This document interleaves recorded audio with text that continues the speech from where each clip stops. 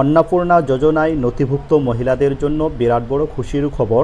আগামীকাল অন্নপূর্ণা যোজনার ৩,০০০ টাকা মহিলাদের ব্যাংক অ্যাকাউন্টে ট্রান্সফার করা হবে। এ নিয়ে আবারও রাজ্য সরকারের তরফ থেকে নতুন নির্দেশনা জারি করা হলো।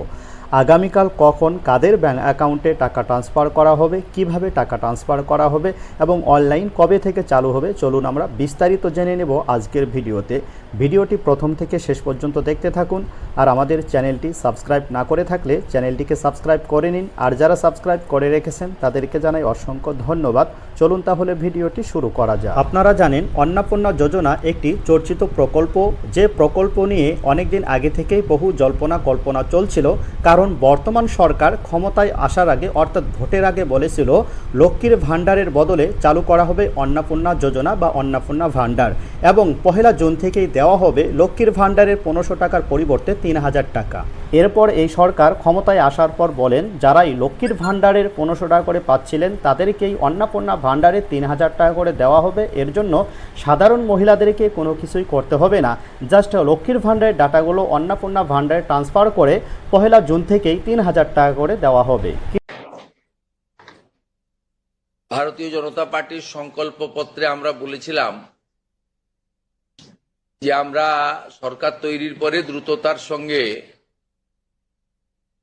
অন্নপূর্ণা যোজনা চালু করব এবং উপযুক্ত ব্যক্তিরা অর্থাৎ মহিলারা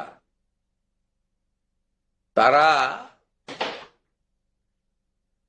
১,৫০০-এর বদলে ৩,০০০ টাকা করে পাবেন।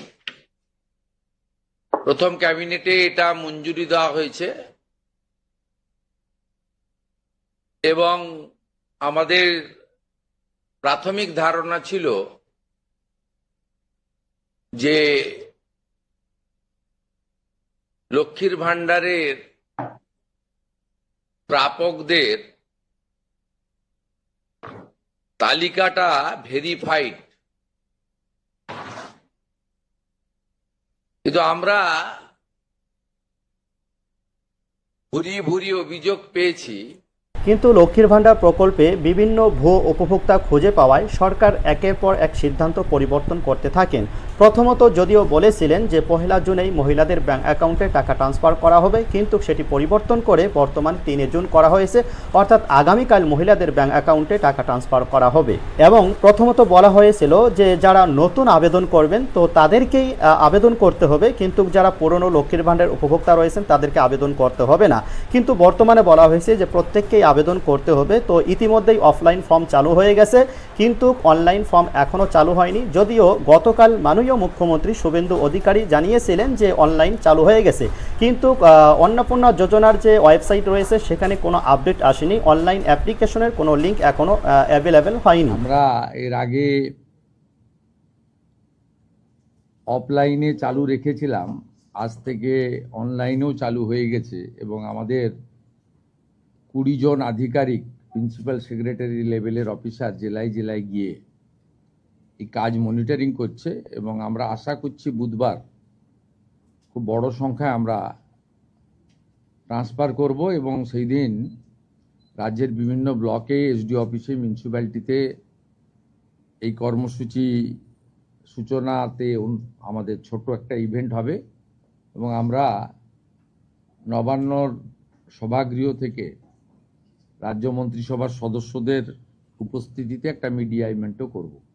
দেখতে পাচ্ছেন গভর্নমেন্ট অফ ওয়েস্ট বেঙ্গল, তারপরে এখানে ডেট দেখতে পাচ্ছেন ১/৬/২০২৬, অর্থাৎ গতকালই কিন্তু এটি প্রকাশ করা হয়েছে। আর এটি পশ্চিমবঙ্গ সরকারের সেক্রেটারির তরফ থেকে এটি দেওয়া হয়েছে এবং এটি দেওয়া হয়েছে প্রত্যেক জেলার যে ডিএম রয়েছেন এবং কলকাতা পৌরসভার যে কমিশনার রয়েছেন, তো তাদেরকে উদ্দেশ্য করেই এই চিঠিটি দেওয়া হয়েছে। তারপর এখানে যে বিষয়টি বলা হয়েছে, পশ্চিমবঙ্গের মাননীয় মুখ্যমন্ত্রী আগামী ৩ জুন ২০২৬ অর্থাৎ আগামীকাল দুপুর ১২টা ৩০ মিনিটে অন্নপূর্ণা যোজনার আনুষ্ঠানিক উদ্বোধন করবেন। শুধু রাজ্য স্তরের উদ্বোধন নয়, একই সঙ্গে রাজ্যের সমস্ত ব্লক, পৌরসভা এবং কর্পোরেশন এলাকায় এই অনুষ্ঠান ভার্চুয়াল মাধ্যমে সম্প্রচার করা হবে। ফলে প্রত্যেক জেলার মানুষ এই উদ্বোধনী অনুষ্ঠানের সঙ্গে যুক্ত হতে পারবেন।